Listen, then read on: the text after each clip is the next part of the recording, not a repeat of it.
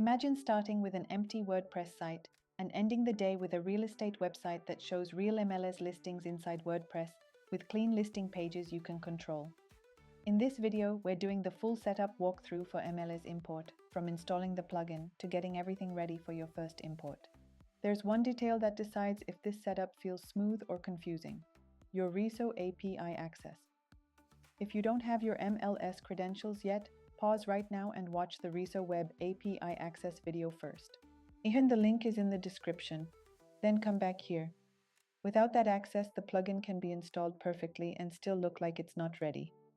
By the end, you'll be connected, your field list will be ready, and you'll also understand the one rule that keeps your listing data clean long term. Most people learn that rule after they break their setup. You're going to learn it before the first import runs. Let's start with the 4 requirements, because if even one is missing, the rest won't line up. First, you need a working WordPress site where you can install plugins and access WordPress admin area. Second, you need a compatible real estate theme. MLSImport is built to match the structure of specific themes: WP residence, houses, or real homes. If the theme you have isn't supported, you can still install the plugin, but your listing pages will not display, and you'll end up troubleshooting display issues that aren't related to the. Third, you need RESO Web API credentials from your MLS or their data provider. That access is the bridge between your MLS data and your site. If that access is still pending, the plugin will not be able to load your MLS data, and you won't be able to select fields later. Fourth, you need an active subscription with MLSImport. There's a 30-day free trial, and you can cancel anytime. The important part is this: you need an active subscription so the plugin can authenticate and then let you connect your website to your MLS to let you pull the listings data. Now that the requirements are clear, we can install the plugin. Installing only puts the tool in WordPress. The connection happens in the settings screen right after. So first, start the subscription from our website, then download the plugin. You can do that from your account after you log in, or use the WordPress plugin search and install Flow inside WordPress admin, depending on your setup. In WordPress, go to Plugins, click Add New, then Upload Plugin, select the zip file, install it, and activate it. After activation, don't expect listings to appear yet. At this stage, WordPress simply has the plugin available. The next screen is the one that decides if the plugin can connect to your MLS. Now we move into the connection screen. In your WordPress admin menu, open MLSImport settings. On this screen, you'll see 2 green connection status areas near the top once things are set correctly. First, enter your MLSImport or com account username and password. Pay attention here. The username is not your email address. It's the username tied to your account. Enter it exactly as shown in your account. Add your MLSImport.com account password. Next, search and choose your MLS from the dropdown. Then you'll see the connection field. Here you add a server token or client ID and client secret, depending on the provider from where you get the credentials. Paste credentials carefully. A missing character, an extra space, or a token from a different environment can stop the connection. Under that, choose your WordPress theme from the theme selector. This tells the plugin the property structure it needs to target. Now click Save Changes. After saving, immediately look at the connection messages at the top of the page. You want both confirmations: connected to your MLSImport account and connected to your MLS. If you see the account connected message but not the second one, that usually means the MLS token is incorrect, the provider access is not activated, or the MLS side credentials are not approved yet. In that case, first confirm your access credentials are correct. Once both connection messages are valid, the next tab becomes meaningful. That next tab is the field selection screen, and it only works after the plugin successfully loads metadata from your EMLS. So now click Select Import Fields. The first time you open this tab, you may see a Please Stand By type message. The plugin is gathering this metadata and building the field list. Until that data is ready, the field selection table cannot appear. Once the metadata is loaded, you'll see a table with a field count at the top, bulk buttons, and a search box. Use the search box to find the fields that matter in your market, like schools, listing agent, parking, water view, community name, or anything buyers ask about frequently. Now let's go through the key columns. First column shows the field name. This is the raw field key coming from your MLS feed. Next is the import checkbox. This controls if the field is imported at all. Turning off unused fields can make imports faster and keep your database lighter, especially in large feeds. Next is front-end label. This is a display label. It's a simple way to replace the default MLS field name with a clean or custom label. Then you have hidden from public. This is an important concept. When you check this, the data still imports into WordPress, but it won't show on the public listing page. This is perfect for internal-only fields, notes, or anything you want available in WordPress admin, but not visible to visitors. After that is the property detail field, also called post meta mapping. This is where you connect an MLS field to an existing field your WordPress theme already uses. For example, many themes use a listing ID meta field for search, sorting, and property lists. This field already exists in your theme with a specific field ID name. Your MLS uses listing ID name. By mapping the MLS listing ID name into the theme's field used for listing ID, the theme can use it immediately without extra customization. Next is category. This dropdown maps a field into a taxonomy used by your theme, such as county, city, neighborhood, property type, category, or feature and amenities. The available options here come from your WordPress setup and the theme structure. In some cases, a mandatory field may already have a default taxonomy selection. Finally, the Actions buttons let you move the field up or down in the list, or jump it to the top or bottom. This controls field ordering. It helps you organize the fields in a way that matches the listing experience you want to present. So the goal on this screen is simple. Keep the mandatory fields. Enable the extra fields you actually want. Label them clearly for the front end. Hide anything that should not display publicly. Map key fields to taxonomies where it makes sense. And keep the list in a clean order so it stays manageable over time.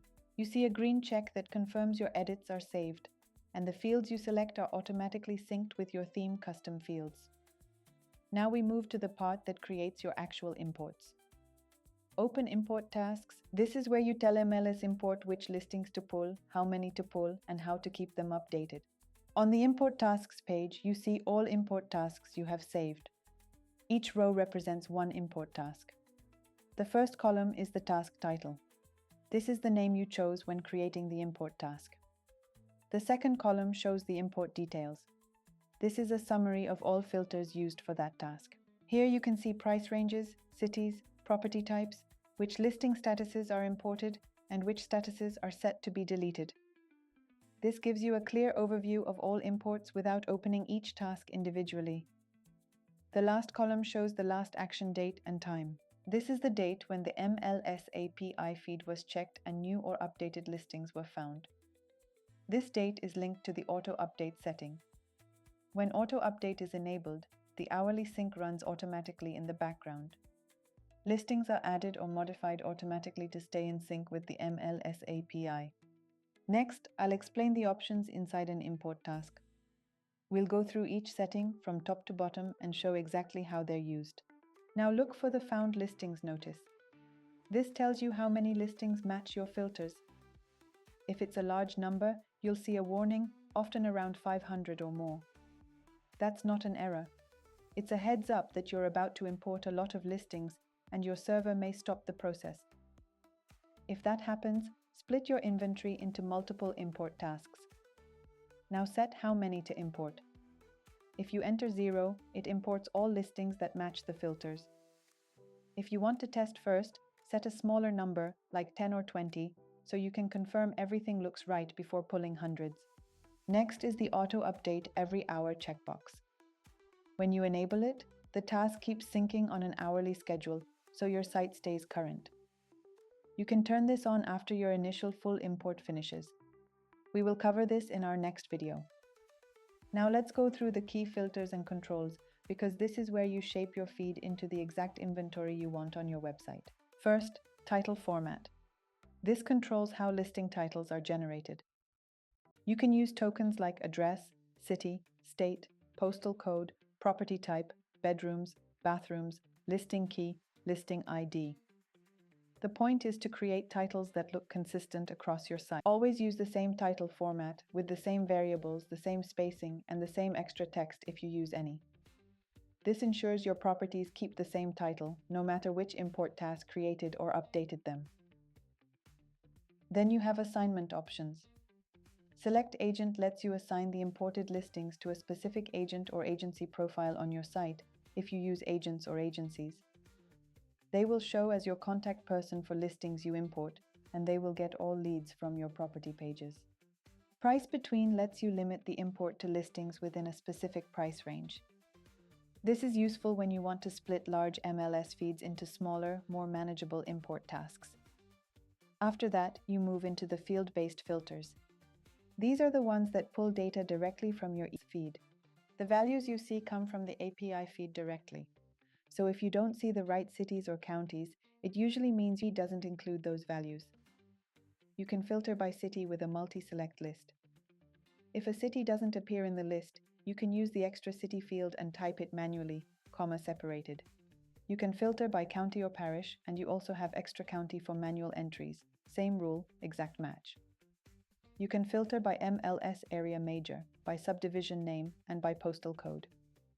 Postal code is usually a single value filter. You also have property category filters like property subtype and property type, which are multi-select. You can filter by listing status. Use Control on Windows or Command on Mac to select multiple statuses. Then you'll see delete statuses, which is used to remove listings from your website when they reach certain statuses after they are removed from the MLS. One important detail here. Changes to delete statuses don't apply retroactively to listings already imported. It affects behavior going forward. You'll also see internet display filters like these help you stay compliant with what the MLS allows you to show publicly. Then you have agent and office filters. You can filter by list agent key or list agent MLS ID. You can filter by list office key or list office MLS ID. You can also import a single listing using listing ID. And you'll also see exclude fields for office and agent IDS and keys. Those are helpful when you want most of a region but need to exclude specific sources. On some of the multi-select filters, you'll see a select all checkbox. That's there to help you include all values without clicking each one. Once your filters are set, click Update or Publish on the task so the settings are saved. Then confirm the found listings number. Then start the import.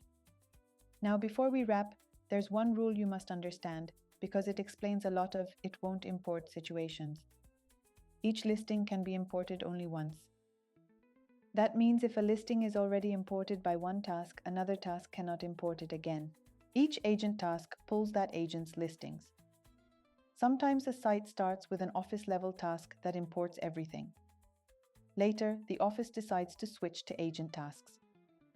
When the agent tasks run, listings don't import, or it looks like the agent tasks are broken. In reality, the listings already exist in WordPress from the office-level task. Remember the rule.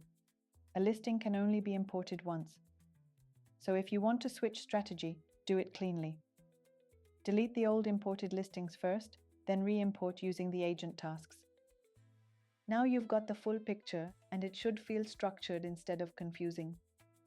The plugin is installed, your account connection is set, your MLS connection is validated, your theme selection is correct, and the field selection screen makes sense. You can decide exactly which MLS fields enter WordPress, control which ones display publicly, and keep sensitive details hidden while still storing them for admin use. In the next video, we'll set up the import tasks that realtors and brokerages actually use on real websites. You'll see your first listings show up on your site, and you'll understand exactly why they look the way they do based on your theme and the fields you chose. If you want that next step, subscribe so you don't miss it. Thanks for watching.